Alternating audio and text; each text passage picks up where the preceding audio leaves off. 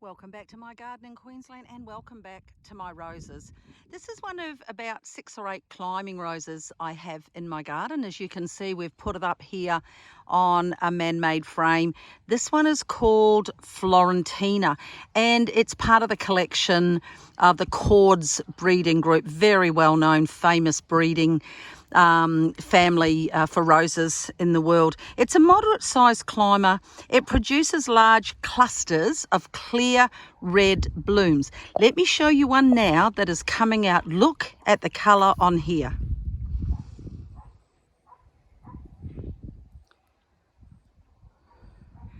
They have that really old-fashioned kind of cupped appearance.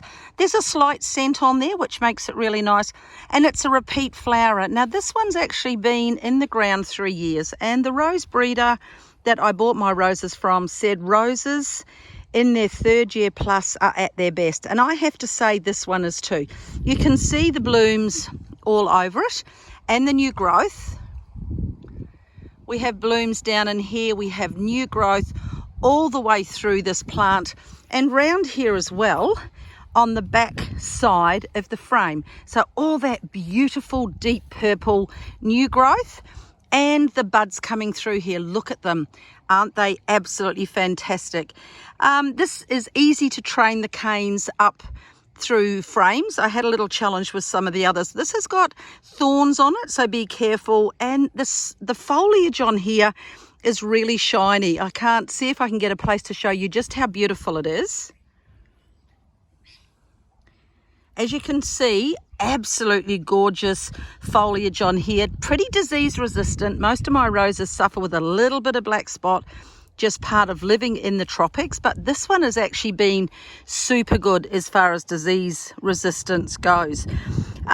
Repeat flowers, like I say, height to about 2.5 meters, which will be the size of the frame that I have here.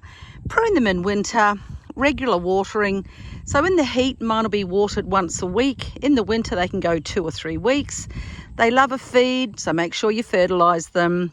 Yeah, as I say, unfortunately, I need to spray. One thing on a rose I'll just explain. You see here where the flower's been? And we have that.